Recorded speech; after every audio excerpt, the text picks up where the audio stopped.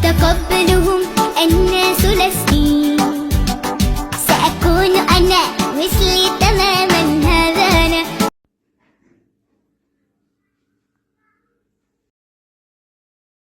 আসসালামু আলাইকুম, সবাইকে জানাই ঈদ মোবারক।